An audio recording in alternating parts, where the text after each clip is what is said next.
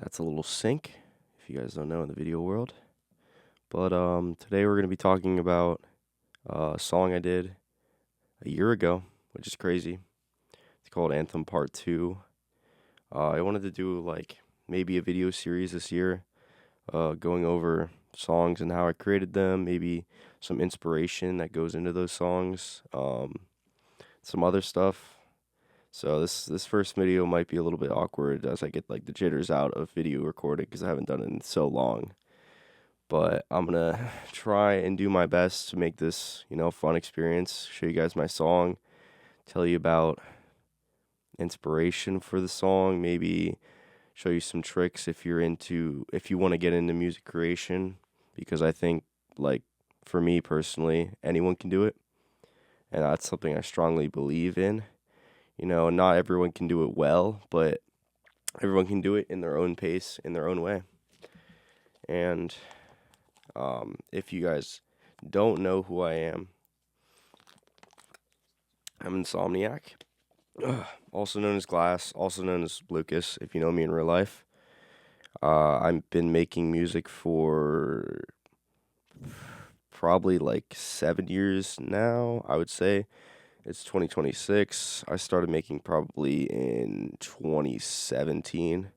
So wow, probably 9 years more like. Um, but yeah, enough backstory. Let's talk about this song. So the best way to start this video off is a little bit about the story behind this song and talk about the album cover, I guess. So the album cover was from some old files that I had on my phone, and I actually found it on my mom's Facebook. Put a picture of me in, I don't know, like elementary school with my childhood dog, basically childhood pet. And it's like a picture that really encapsulates like the start of what this year meant to me. If you guys didn't know, I did a song every month. That was my whole goal of this year, or sorry, of 2025. That was the whole goal, is to do a song every month, and this was kind of marking the start of it. And the name Anthem Part 2 is a direct correlation to a song I did right at the end of the year. In August, I released Recovering Artist, which had Anthem at the very end of that album. And this kind of signified the second chapter, I guess, of this music shift. I would say it's a shift. The 2025 year, I wanted to branch out, but I also just wanted to do a song every year. So this song was like the start of it. That's basically the whole thing. The message behind it was like, I can do anything I want to, and every day I want to be the greatest, and I'm not always the greatest, and that's okay. But learning, acknowledging that you're not always going to be great every day kind of makes you greater in a way. Is you got to acknowledge your flaws and then move past them. So that's a little bit behind the messaging of the song.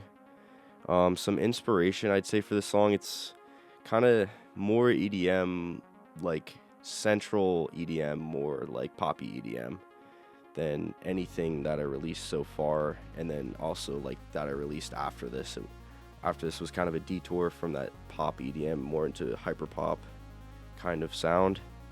So inspiration, one artist I've written down here is Zed. It's a bit an artist that I listened to growing up. He made a lot of really fun tracks with other artists that I thought the production was really good on, and it kind of elevated the vocals. One of the tracks I have right here written down is Stay the Night by him and featuring Hayley Williams of Paramore. I am one of the biggest Paramore fans. I love like all the stuff they do, and I love Hayley Williams. It was such a good track, and I love the beat on that. And I'm not saying for any of these inspirations, I'm not saying like I'm trying to copy them, but I'm trying to take what I like from those songs and try and put it in my music a little bit. And I'm not saying like I'm perfect at doing that, but that's the idea. That's an idea of an inspiration. Another one I have written down is Swedish House Mafia, and it's kind of an artist that I knew their songs, but I didn't know their songs. Like I wasn't listening to them. But one that I kind of rediscovered, I guess, this year. I knew it before, but Don't You Worry Child. It's a really cool, like, clean pop and with like the bouncing drum beats. Like, it's a really cool song. And another one is by Avicii, Levels. Rest in peace. It was really tragic hearing that, with his whole situation. But I don't want to get sad here, but it's very sad. It's very sad when we lose an artist, because we lose just an amazing person plus a creator, and we gotta value creators now with all this AI going around. But you'll probably hear more opinions about that from me this year, because I'm not a big fan of it. But getting sidetracked, one more artist that I want to name that kind of influences the next couple of tracks that are coming up in this video series is Snow Strippers, Know My Name. It's one of their more poppy tracks, I would say, rather than kind of an experimental hyperpop. Like, I don't know. It's one of their more poppy tracks in comparison to the rest of their stuff. Probably like the second track I heard from them when first discovering them, and it was like, wow, like I didn't know this style of pop was still around, or I didn't know people were still making this kind of stuff, and it was kind of like, wow, I mean, if they can do it, then I can do it, so why not? So yeah, that's a little bit about the inspiration and story. Let's get on to the beat. Alright, we're back on another day. I had some technical difficulties, but I think we got it. I know the lighting's a little bit different just because it's nighttime, and I got the ring light right here just to get the lighting a little bit better. But let's get into this track here. So Anthem Part 2, the main basis of this song that I kind of wanted to base it off of what I started with was this piano right here. It sounds like that. And the chord progression's kind of going in an ascending way, so it's kind of building up. So when you make an ascending chord progression, it's going to build up in the song. So there's that. Just delete that real quick because that's not in the song. So then after that, I add this, which is a synth little saw here using Nexus. Same chord progression. And then once I add that, I add some bass into it, build it up even more. And one thing that I like to do, I mean, probably as of recent, sorry, I keep looking up there, and that's where my OBS is, but I should be looking here.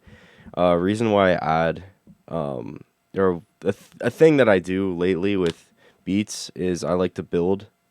So I don't know if you guys have listened to Someone off of Magnum Opus. That's kind of a song that inspired the name of the album, actually, because when I was talking to Jem, we were trying to figure out what the album would be called, and I thought Magnum Opus fitted for that track because it felt like everything with building up and progression wise, that I thought that song was like my magnum opus, and then that's what we ended up calling the album.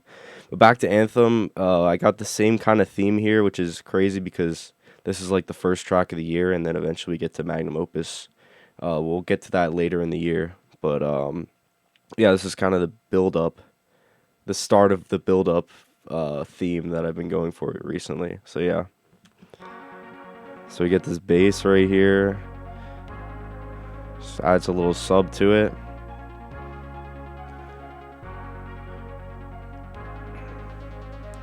And then I'm upping the cutoff on the saw right here, so it makes it brighter as the song goes on.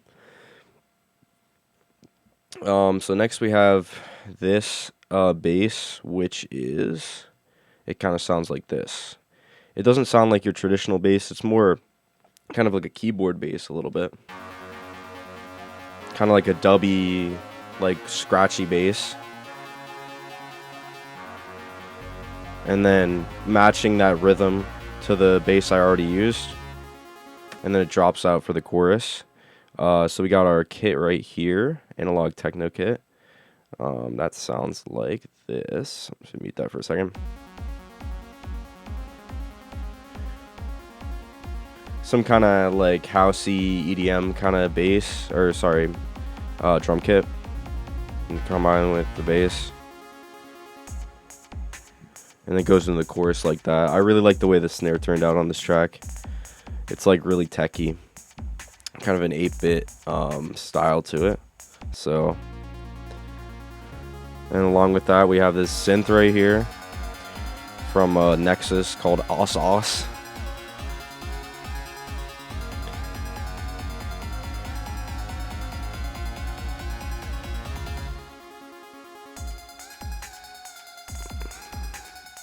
Yeah, and so something I have been doing lately, sometimes when I'm not don't like really know what synth melody I want to go for.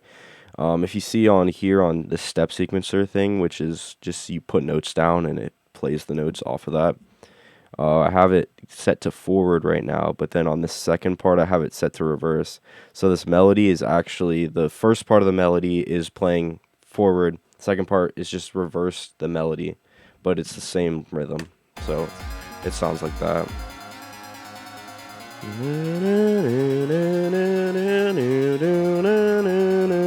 So something like that. I think it's useful on some tracks. It makes it feel like it's all the same kind of melody, so it's not like deriving too much or like departuring too much from what the song really feels like. So as a whole, this breakdown kind of goes like this.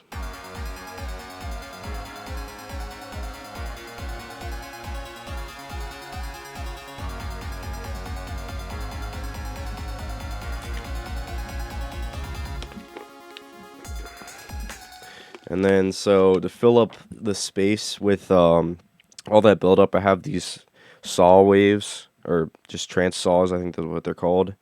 Yeah, airwave trance saws is what they're called. It's a synth off of Nexus. It sounds like this.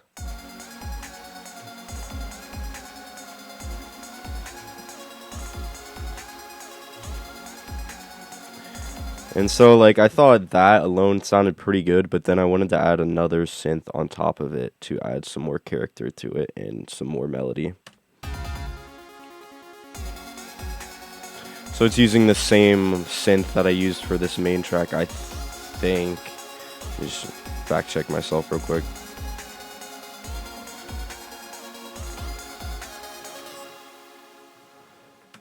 So yeah, let me just check real quick on Nexus. So yeah, this is using Ossos as well. And this is using, I believe it's Ossos as well, but I could be wrong. Yep, so they're both using the same synth. This one is just playing at a slower rate. And they're both ARPed. So this one, I believe, is at a slower ARP than the other one.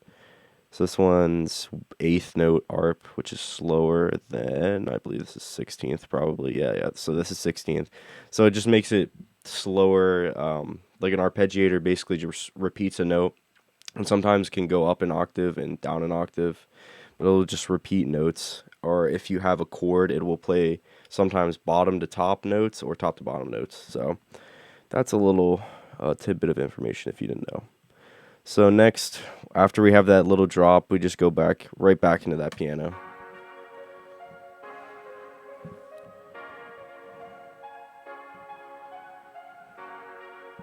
So yeah, and then reintroduce the synth, obviously, again.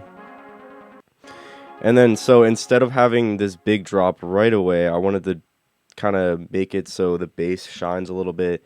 It comes out better. The piano just goes away for a second and goes like this. And it kind of gives more of a build up and more of room for my vocals to shine in this part. So I'll play my vocals just to remind. So things are tough, that's all I can do. Every day I try to be the greatest, even though I know I'll never make it. Even though I know I'll never make it. Even though I know Yeah, and I think I wanted when it dropped out to like have a little mantra or a repeated phrase that really just stuck in your ear until you get to the drop. And then during the drop, repeat that phrase and repeat intensity. So it goes like this. Even though I know I'll never make it, even though I know I'll never make it, keep going when times get hard. You can't finish if you never start. Every day I try to be. So a little bit different on this drop is I have a secondary. It's basically the same synth, but I believe it's pitched down. Let me mute vocals so you guys can hear this.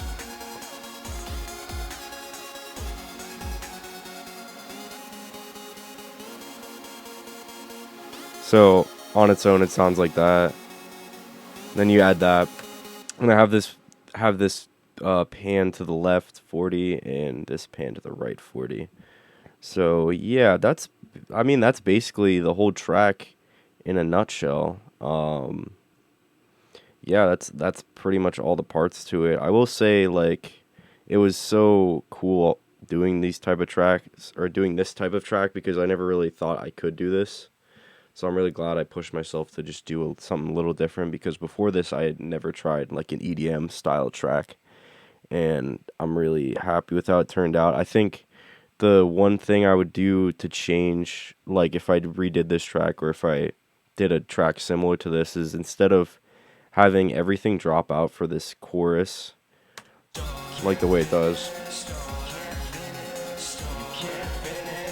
like I would just bring the bass back, but maybe like mix it in a way that it would work, because I think the what I was looking at when I was like making it is that the bass would just overpower everything, and that's kind of a thing that I'm still trying to work on mixing wise. But I think for my first attempt at an EDM track, I'm pretty happy with how it turned out. So that's the track breakdown. If you guys want more like in depth stuff with this, like with music theory or like how I came up with these drum patterns, what my thought process was behind that, or anything else, just let me know down in the comments. I hope you guys have a great 2026, and I will see you more this year because we're doing one video a week. So stay tuned. I'm working on a music video right now from an artist that I've worked with before. So stay tuned for that. It's probably going to be on their channel, but I'll post about it, of course. And it's been Glass. Peace.